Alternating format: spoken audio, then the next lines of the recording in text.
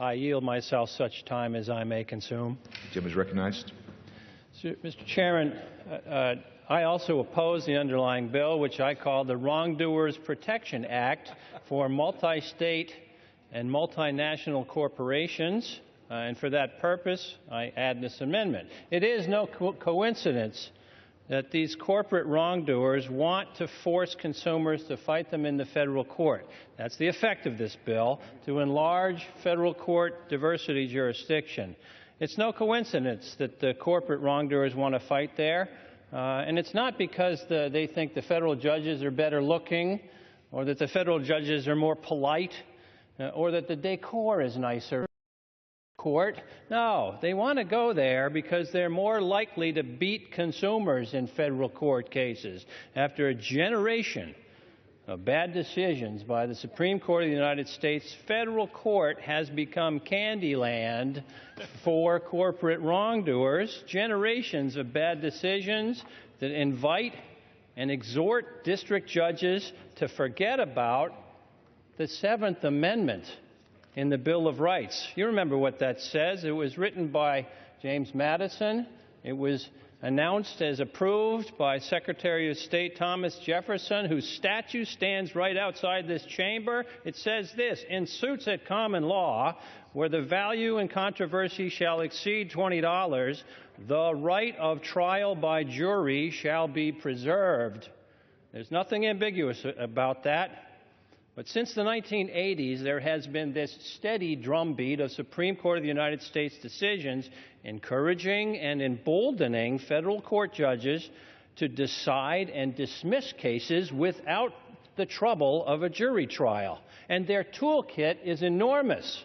Motions to dismiss, motions for judgment on the pleadings, motions for summary judgment, motions for directed verdict, motions for judgment as a matter of law, and cases do get thrown out every day without the trouble of jury trials, and the Seventh Amendment right to jury trial is not preserved. And that's why wrongdoer corporations prefer to be in federal court.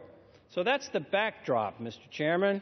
But on top of that, I want to give you some very strong reasons why this underlying bill is bad. Number one, it is discriminatory. Unless you are a multi-state or multinational corporation, this bill doesn't help you. If you're an individual court, you get no help. If you're a small business owner only doing work in your state, you're out of luck. This doesn't provide you any help. Only multi-state, multinational corporations get help, and that's why I call this the Wrongdoers Protection Act for multi-state and multinational corporations. But number two, it is burdensome. And Representative Johnson from Georgia already made this point. The federal courts are already overworked and understaffed. The civil caseload already is growing at 12% a year. Much of that, by the way, contract cases filed by corporations. And there are currently 81 vacancies in the federal judiciary. There's no reason to add to this burden.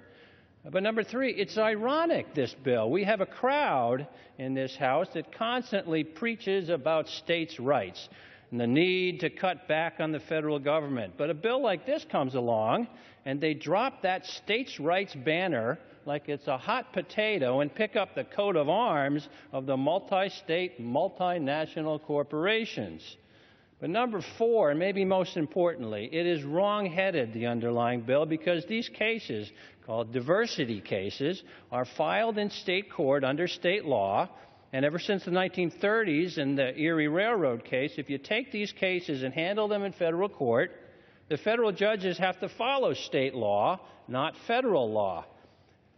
Mr. Chairman, there is nobody better at interpreting state law than state court judges.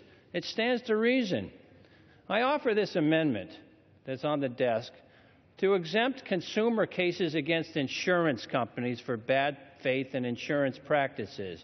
If the majority is going to persist and present this gift, this enormous gift, to the multi-state and multinational corporate wrongdoers, at least include this amendment, give a couple of crumbs to the average American consumer trying to defend himself or herself in court. And I reserve the balance of my time.